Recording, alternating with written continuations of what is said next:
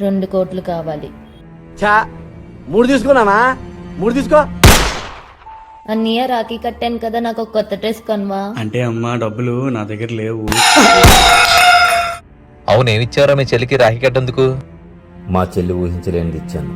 Dairy milk ఇచ్చావు కదా. అన్నయ్య మరి నా గిఫ్ట్? ఏమున్నదక్కో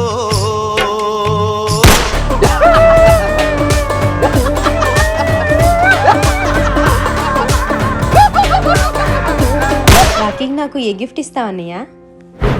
నీ పాదం మీద పుట్టుమచ్చనే చెల్లెమ్మా, తోడబుట్టిన రుణం తీర్చుకుంటానే చెల్లెమ్మా. రాఖీ కట్టినాక పైసలు ఇయ్యకపోతే పిసికి చంపుతా బిడ్డ.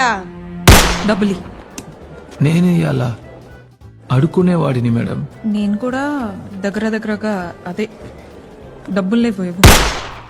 రాఖీ కట్టిన తర్వాత తన అన్నయ్య డబ్బులు ఇవ్వలేదని మత్తు మందు కలిపిన స్వీట్ తినిపించి మైకంలోకి వెళ్ళాక అతని కిడ్నీలు అమ్మేసింది. అన్నా నా గిఫ్ట్ ఏం లేదా?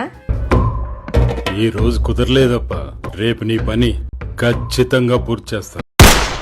పోరా బయటికి. రాఖీ కట్టాను గానీ డబ్బులు గిఫ్ట్లు ఏమి ఇవ్వడంట. కనీసం ఆ స్వీట్ అని తినిపించవచ్చు కదా. అన్న నీ ఇంటికి వచ్చి నీ బంగారు చేతికి రాఖీడు కడతానే అన్న. అన్న రాఖీడు కట్టినాక